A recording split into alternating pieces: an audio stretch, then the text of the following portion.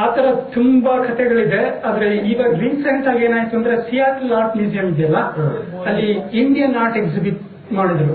Rajasthan paintings ಎಲ್ಲ ಇತ್ತು.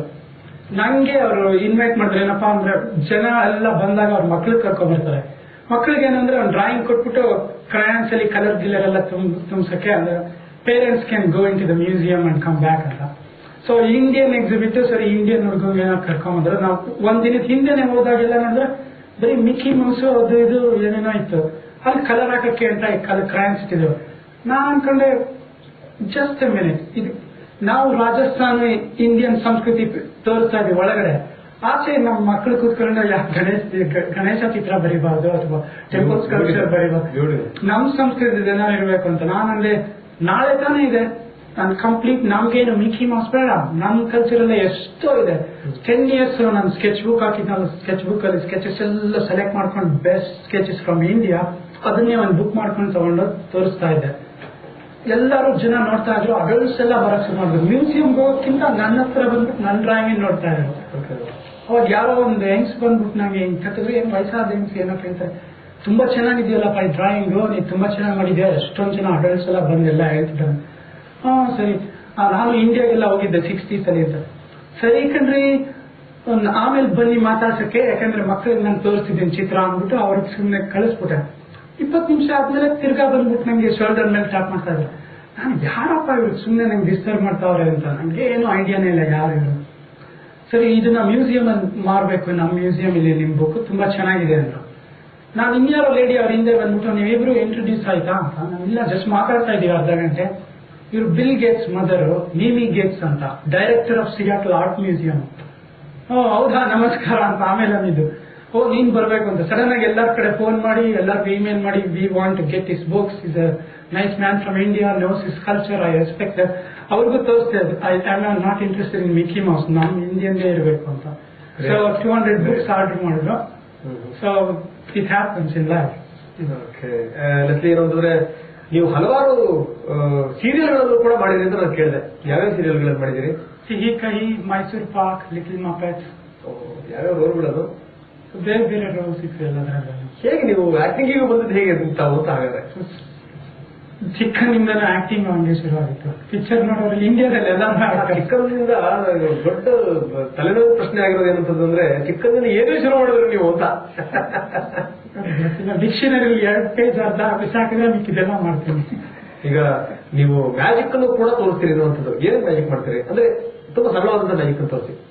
ಸರಳ ಒಂದು ತೋರಿಸ್ತೀನಿ. ಇದೊಂದು ಚೆನ್ನಾಗಿದೆ, ರಬ್ಬರ್ ಬ್ಯಾಂಡ್. ಸಿಕ್ಕಾಪಟ್ಟೆ ಸಿಂಪಲ್ ಮ್ಯಾಜಿಕ್ ಮಾಡಿ ತೋರಿಸ್ತೀನಿ. ಇದೆಲ್ಲ ನೀವು ಮನೆಯಲ್ಲೂ ಮಾಡ್ಬೋದು. ಒಂದ್ ರಬ್ಬರ್ ಬ್ಯಾಂಡ್, ಒಂದ್ ಕೈ, ಇನ್ನೊಂದ್ ಕೈ. ಸೊ ಎಡಗಡೆ ಕೈಗೆ ಹಾಕೊಂಡಿದ್ದೀನಿ rubber band. In fact I do this trick so slowly. You'll be watching every move that I make. So don't take your eyes off this. Don't think. It's the fastest trick in the world. Ready? And it jumps. ಇನ್ನೊಂದು ಚಿಕ್ಕದ್ದು trick ತೋರಿಸ್ತೇನೆ. ಇದು fast ಆಗುತ್ತೆ. ಈ rubber band ಒಂದು ಒಳಗಡೆ ಇದೆ, ಇನ್ನೊಂದು ಈ ಕಡೆ ಇದೆ. ಸೊ ಏನೇ ಆದ್ರೂ ಹಿಂಗೆ ಎಳೆದ್ರೂ ಬರಲ್ಲ, ಈ ಕಡೆನೂ ಬರಲ್ಲ, ಈ ಕಡೆನೂ ಬರಲ್ಲ. ನೀವು ನೋಡ್ತಿದ್ದೀರಲ್ಲ ಹಿಂಗೆ ಎಷ್ಟು ಟೈಟಾಗಿ ಇಟ್ಕೊಂಡಿದ್ದೀನಿ ಅಂದ್ರೆ ನಾವು ಹಿಂಗ್ ಫೀಲ್ ಮಾಡ್ಬೋದು ರಬ್ಬರ್ ಬ್ಯಾಂಡ್ ಇದು ಒಳಗಡೆ ಇರೋದು. ಸೊ ನಾನು ಎಷ್ಟೇ ಹೇಳಿದ್ರು ಹಿಂಗ್ ಬರಲ್ಲ, ಈ ಕಡೆನೂ ಬರಲ್ಲ, ಆ ಕಡೆನೂ ಬರಲ್ಲ. ಉಫ್ ಅಂತ ಇದ್ರೆ ಹುಷಾರಾಗ ಆಚೆ ಬಂದ್ಬಿಡುತ್ತೆ. ಅದು ಹೆಂಗಾಯ್ತದ ಗೊತ್ತಾಗಲ್ಲ ಬುದ್ಧಿ. ಓಕೆ, ಈಗ ಮ್ಯಾಜಿಕ್ ಆಯ್ತು. ಈಗ ಮ್ಯೂಸಿಕ್ ಸರದಿ. ಸೊ ನಾನು ಕೇಳ್ಪಟ್ಟೆ ಏನಂದ್ರೆ ನೀವು ಅದ್ಭುತವಾಗಿ ಕೊಳಲನ್ನು ಕೂಡ ನೋಡ್ತೀರಿ ಅನ್ನುವಂಥದ್ದು. ನಾನು ಫ್ಲೂಟ್ ತಂದಿಲ್ಲ, ನಾನು ಸಿಯಾಟ್ಲಲ್ಲಿ ಬಿಟ್ಟಿದ್ದೀನಿ. ಆದ್ರೆ ಇಲ್ಲಿ ಮೌತ್ ಆರ್ಗನ್ ಇದೆ, ಅದರ ಒಂದು ಚಿಕ್ಕದೊಂದು ತೋರಿಸ್ತೀನಿ.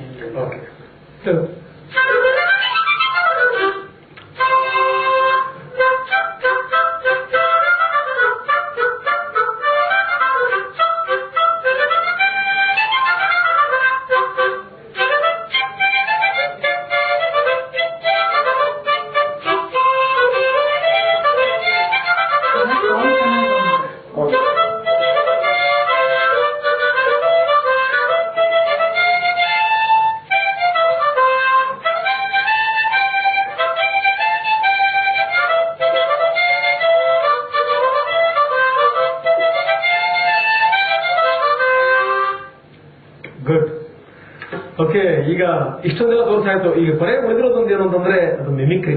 ಹಳ್ಳಿ ಕೆಂಪವ್ವ ಅಂತ ಒಂದು ಕ್ಯಾರೆಕ್ಟರ್ ಕ್ರಿಯೇಟ್ ಮಾಡ್ಕೊಂಡು ಫುಲ್ ಮೈಸೂರು ಕರ್ನಾಟಕ ಎಲ್ಲ ಶೋ ಕೊಟ್ಟಿದ್ದೆ. ಅವಾಗ ತುಂಬಾ ಇದೆ, ಆಲ್ಮೋಸ್ಟ್ 20 years ಬ್ಯಾಕ್. ನಿಮ್ಗೊಂದು ಚಿಕ್ಕದಾಗಿ ತೋರಿಸ್ತೀನಿ. ಏನಂದ್ರೆ Kempavva is a village lady, she simple. ಅಂದ್ರೆ ಸಿಟಿ ಏನು ಅಂತ ಅವ್ರಿಗೆ ಗೊತ್ತಾಗಲ್ಲ. ಕೆಂಪವ್ರೆ ನೀವು ಕೆಂಪದೇ ನಕಲಾಗತ್ತೆ ಅಂತ ನನ್ನ ಪ್ರಶ್ನೆ. ಗೊತ್ತಾಗಬೇಕಲ್ಲ ಜನಕ್ಕೆ. ನಾಲ್ಕಂದ್ರೆ ಕೆಂಪವ ಚಂದಕ್ಕಿದ್ದೀರಿ ಸರ್. ಅದಕ್ಕಂತ ನಾವು ಸೀದಿ ಹೇಳ್ಬೇಕು ಅಂತ ಕೇಳೋಕ ನನ್ನ ಮಗ ಬೆಂಗಳೂರಿಗೆ ಹೋಗಿದ್ನಲ್ಲ, ಅಲ್ಲಕ್ಕನವ ಬೆಂಗಳೂರಿಗೆ ಹೋಗ್ಬಿಟ್ಟು ಬಂದವನೇ ಅದೆಂತದ ಸೋವ ಅಂತೆ ಸೂ ತಂದವನೇ ಕಣವ. ನಂಗೆ ನಾಲ್ಗೆ ಒಳಕಿಲ್ಲ ಶೋ ಅಂತೆ ಸೋ.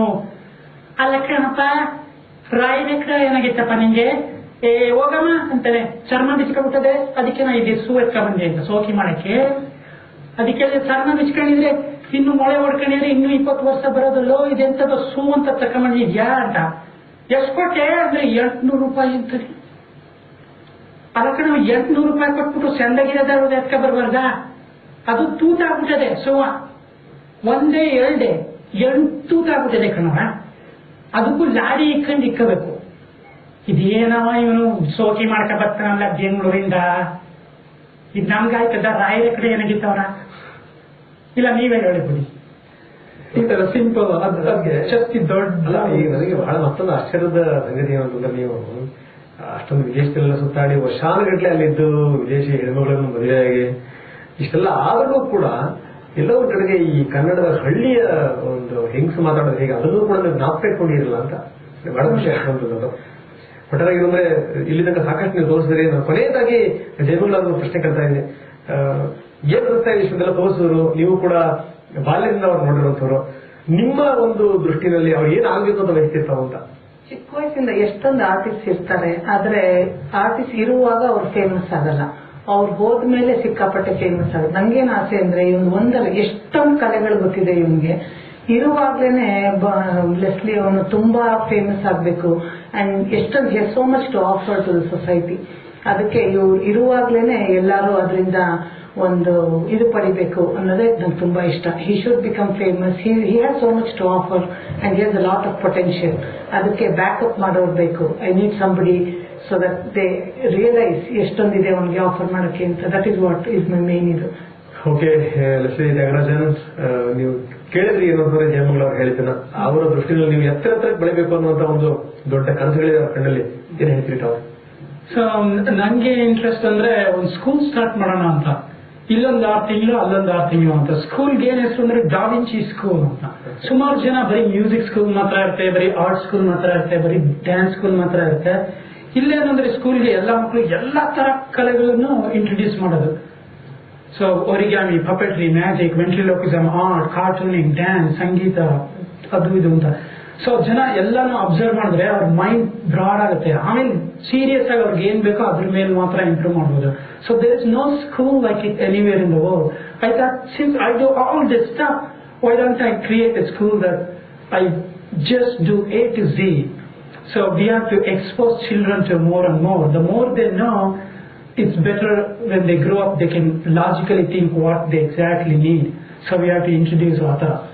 ಎಲ್ಲ ಕಲೆಗಳಲ್ಲೂ ಅವ್ರ ಲಲಿತ ಕಲೆಗಳಲ್ಲೂ ಅವ್ರಿಗೆ ಪ್ರೋತ್ಸಾಹ ಕೊಡಬೇಕು. ಸ್ಕೂಲಲ್ಲೂ ಕೊಡಬೇಕು, ಮನೆಯಲ್ಲೂ ಕೊಡಬೇಕು. ಅವಾಗ ಮೈಂಡ್ ಓಪನ್ ಆಗುತ್ತೆ ಬೆಳಿಬೇಕಾದ್ರೆ. ಅಪ್ರಿಶಿಯೇಟ್ ಮಾಡ್ತಾರೆ ಆರ್ಟ್, ಕಲ್ಚರ್. ಆತರ ನಂಗೆ ಆತರ ಪೇರೆಂಟ್ಸ್ ಇದ್ರು. ಜಯಮಂಗಲ, ಸುಶೀಲಾ ಅಂತ ಚಿಕ್ಕನಿಂದನೂ ಅಪ್ರಿಶಿಯೇಟ್ ಮಾಡೋದು, ಎಲ್ಲಾ ಕಡೆ ಕರ್ಕೊಂಡು ಹೋಗೋದು. ಸೊ ಎಲ್ಲಾ ಕಡೆ ನಮ್ಗೆ ಈಸಿಯಾಗಿ ನಂಗೆ ಅಪ್ರಿಶಿಯೇಟ್ ಮಾಡೋಕೆ ಅನುಭವ, ಚಾನ್ಸಸ್ ಎಲ್ಲ ಸಿಕ್ತು. ಸೊ ನಾವು I here talking with you. Thank you very much Lakshmi. ನಿಜಕ್ಕೂ ಏನಂದ್ರೆ ನಿಮ್ಮ ಕನಸು ಆದಷ್ಟು ಬೇಗ ಈಡೇರಲಿ.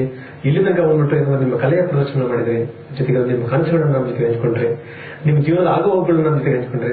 ತಮಗೆ ಧನ್ಯವಾದಗಳು. ಅದೇ ರೀತಿ ತಮಗೂ ಕೂಡ ಏನಂದ್ರೆ ಆಸ್ಟ್ರೇಲಿಯಾದ ಒಂದು ಒಬ್ಬ ಮಿತ್ರನ ಬಗ್ಗೆ ಇಷ್ಟೊಂದು ಕಾಳಜಿ, ಕಳಕಳಿ ಇಟ್ಕೊಂಡು ಮಾತಾಡಿದಿರಿ. ಜಯಮಂಗಲ, ನಮಗೂ ಕೂಡ ಧನ್ಯವಾದಗಳು. ಲೆಸ್ಲಿ ಹೇಳಿದಂತ ಮಾತನ್ನ ಕೇಳಿದ್ರಿ. ಒಂದು ದೊಡ್ಡ ಕನಸಿದೆ ಅವ್ರಿಗೆ ಡಾವಿಂಚಿ ಶಾಲೆ ಆರಂಭ ಮಾಡಬೇಕು ಅನ್ನುವಂಥದ್ದು. ಬಹುಶಃ ನಾನು ಹೇಳಿದೆ ಆರಂಭದಿಂದ ಕೂಡ ಒಂದು ಪುಸ್ತಕ ಪಬ್ಲಿಷ್ ಮಾಡೋಕ್ಕೂ ಕೂಡ ಕಷ್ಟಪಡುವಂತ ಒಂದು ಸ್ಥಿತಿಯೇ ಒಂದು. ಯಾಕಂದ್ರೆ ನಮ್ಮಲ್ಲಿ ಈ ಕಲೆಯಿಂದ ಪ್ರೋತ್ಸಾಹಿಸುವಂತ ಬಹಳ ಜನ ಇದ್ದಾರೆ. ನಾನು ಪದೇ ಹೇಳ್ತಾ ಇದ್ದೀನಿ, ಕರ್ನಾಟಕದಲ್ಲಿ ಇಂಥವ್ರಿಗೆ ಖಂಡಿತವಾಗಲೂ ಕೊರತೆ ಇಲ್ಲ. ನೀವು ನೋಡ್ರಿ ಲೆಸ್ಲಿ ಅವರ ಕಲಾ ವೈಭವನ್ನ ನಿಜಕ್ಕೂ ಅವರ ತಲೆಯಲ್ಲಿ ಸಾಕಷ್ಟು ವಿಚಾರಗಳಿದೆ. ಆ ವಿಚಾರಗಳು ನಿಮ್ಮ ಮಕ್ಕಳುಗಳಿಗೂ ಮುಟ್ಟಬೇಕು ಅಂತಂದ್ರೆ ನೀವು ಎಲ್ಲರೂ ಕೂಡ ಲೆಸ್ಲಿಯನ್ನ ಖಂಡಿತವಾಗ್ಲೂ ಬೆಂಬಲಿಸಬೇಕು. ಲೆಸ್ಲಿ ತ್ಯಾಗರಾಜನ್ ಇನ್ನು ಎತ್ತರಕ್ಕೆ ಬೆಳೀಲಿ, ಭಾರತದ ಸಂಸ್ಕೃತಿಯನ್ನ ಬೇರೆ ಬೇರೆ ದೇಶಗಳಲ್ಲೂ ಕೂಡ ಹರಡಲಿ ಅಂತ ಆಶಿಸ್ತಾ ವಿಶೇಷ ಕಾರ್ಯಕ್ರಮ ಮುಗಿಸ್ತಾ ಇದ್ದೀನಿ. ನಿರಂತರ ಸುದ್ದಿಗಾಗಿ ನೋಡ್ತಾ ಇರಿ ಟಿವಿನೇ.